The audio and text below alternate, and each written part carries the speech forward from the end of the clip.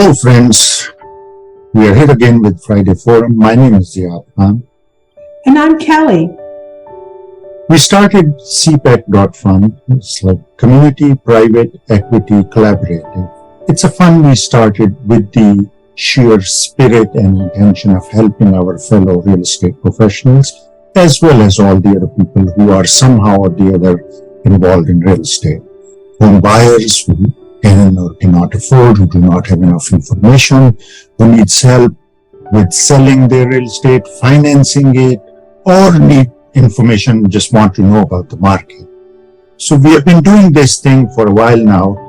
We provide all the content and information based on your feedback. Real estate market is very, very dynamic and very, very fragmented. The changes happening all the time.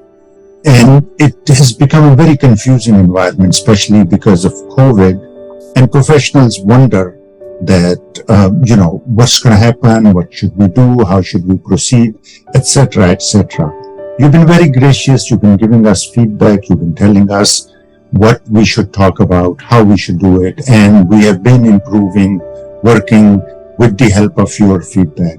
We appreciate your questions. We're always here without any consideration, without any expectation of any reward. Kelly's always been very, very helpful, and we are here. You don't have to do any business with us to seek help from us. We will be very happy to help you out in this. Today we are going to talk about a very, very important topic, which has many facets, and it has a lot of implications in terms of real estate. We're going to talk about real estate, fraud, different forms, what is happening, how it affects different people.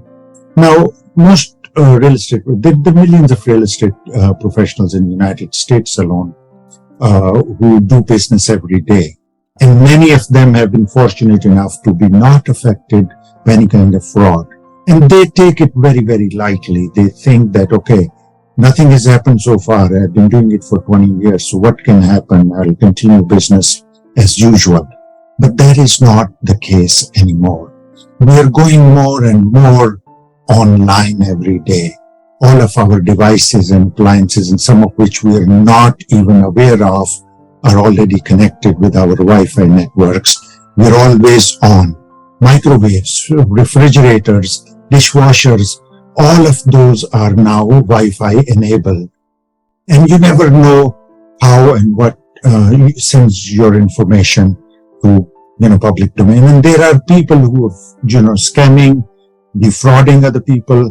So we came across, and several of our viewers have pointed it out, that Virginia Department of Occupational Regulations and State of Virginia have also put a warning on their website that there is a fraud going on, many different types when there is a specific kind of fraud. So Kelly and I will be talking about that, and as always, we very welcome your questions, your feedback, and your comments into this. Kelly? Yes, the real estate agents are being tricked by this fraudulent seller and buyer scheme that's going on. What they do is they will contact a real estate agent about a listing of a vacant property that doesn't have liens, usually a lot or a vacant house, and they will take advantage of the real estate agent by pretending they're a seller seeking to sell their lot quickly and under market value.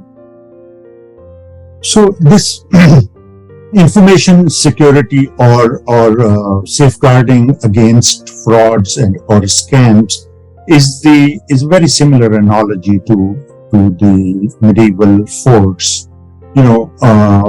We used to build strong walls against our valuables, which included people and other precious assets of a city or a state.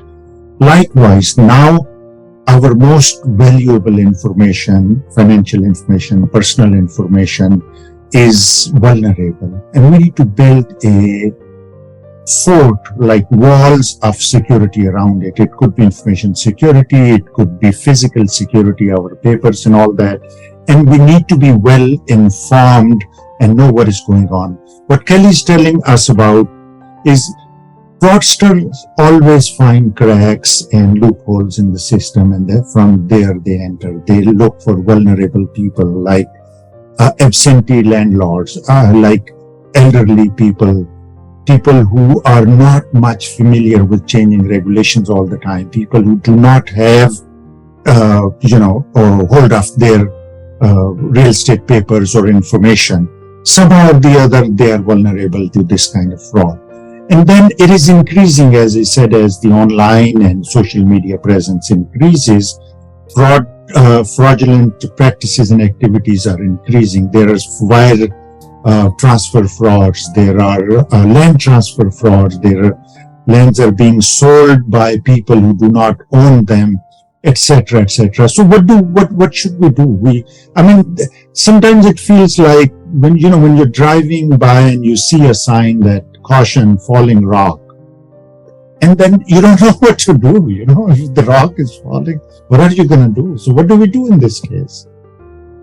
But typically, realtors are so excited to get these calls in the office saying, oh, I want to sell my property. I'm going to sell it for a great price. And I want to sell it quick, so let's price it just right. And the realtor's like, oh, yes, let's do this. And they'll say, oh, let me meet. And they'll go and they'll meet this person at the house or the vacant lot. And they should ask for a photo ID and do just a little bit of due diligence that they haven't previously done. Mostly we assume that it is the seller selling the house. Why would we have to look at a photo ID, check out all the court records?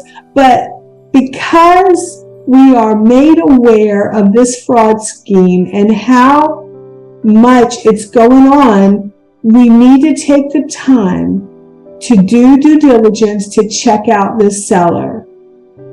You see, we've been always telling you the importance of due diligence, disclosures, and disclaimers. These things are very, very important in real estate.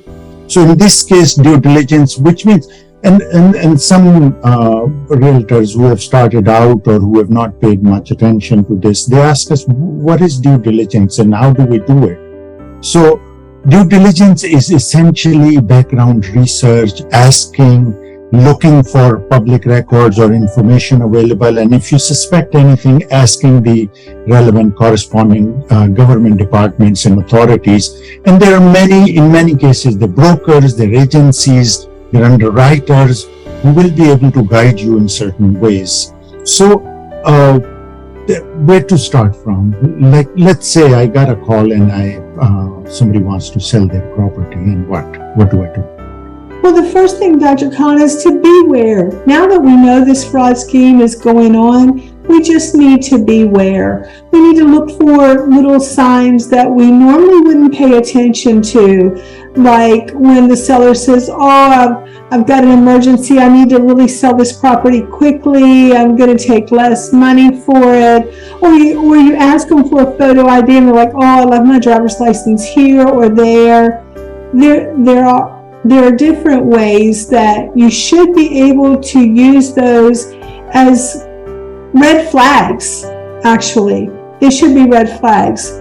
I've been in the business a long time, and let me tell you how easily it is to be tricked by these scammers. Dr. Khan, we own a title company. I got a check in the mail one time for a UPS delivery for a check for over $90,000. They said, oh, we're selling our property. We want to put this money in escrow. I called the bank. It was a legitimate check for $90,000. But I thought, well, I don't have a contract in here. Nobody that I knew that knows my company called and got a quote. I'm going to do a little bit more due diligence on this check.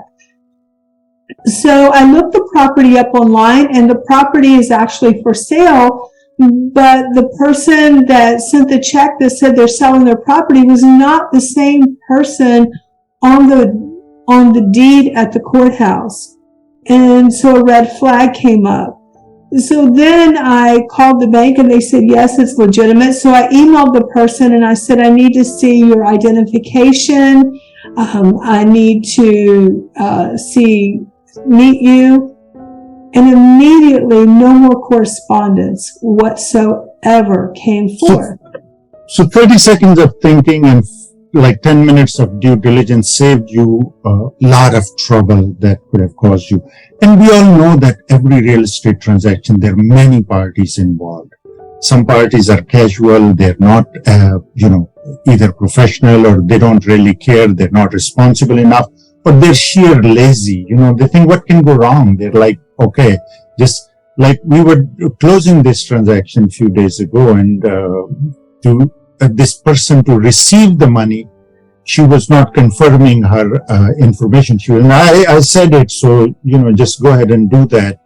Don't do that. Don't do this kind of things. Even if you know the people and they're legitimate, confirm wiring instructions in writing through a secure source.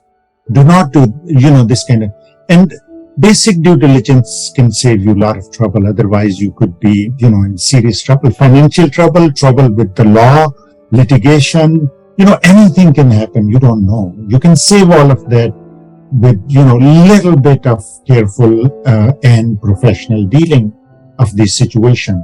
Now, having said that, okay, we are professionals. We are dealing with this situation, many of them, and then I guess fraudsters are always ahead of, in the curve, and they are always devising ways to, find loopholes and break the law before the law is even finalized or the technology is ready to be commercialized. They already find the loopholes into that. So there's technology, there's litigation, like regulations, rules and regulations, and there are other many aspects of it. How do we find information? How do we keep ourselves updated? How do we know about these things? This is something very, very challenging. Kelly and I face it every day. We, in our mortgage company, in the title company, private equity is also a financial platform which is very heavily regulated part of the industry. So how do we do that? What sources of information and updation we have? Dr. Khan, I would like to say that a little bit of common sense will go a long way. Which is very uncommon. Common sense is very uncommon, yes, sir. But that's what we heard. Because many times you could be one of the first people with the fraud scheme to be tricked, one of the first ones that they are able to take advantage of. So you have to, you can't be in a hurry, you can't rush through transactions. I had another, in our title company, I had another email from a realtor and said, look, the wiring instructions that I gave you for my commission check were the wrong ones. Here are the correct ones. Use these.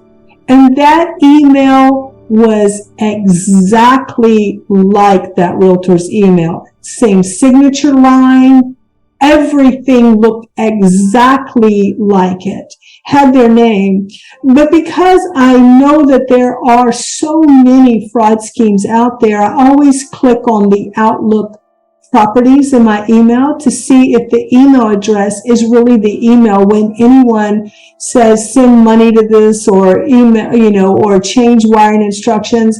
I will actually check on the Outlook properties because a lot of times it'll have their name, but if you hit Outlook properties, it'll show like somebody from a Gmail, strange account.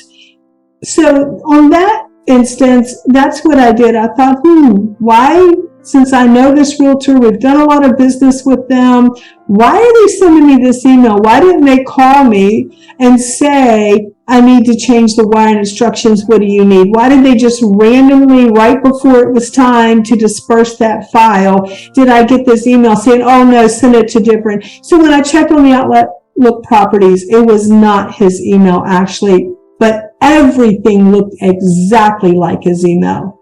And sometimes they go even further. They actually genuinely hack the original email and send it from original email.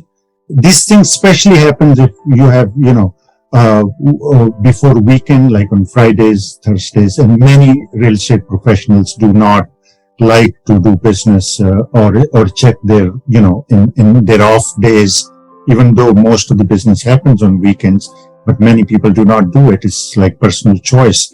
So by the time they check this email, a lot of time has lapsed and it's actually genuine original email, even if you check that.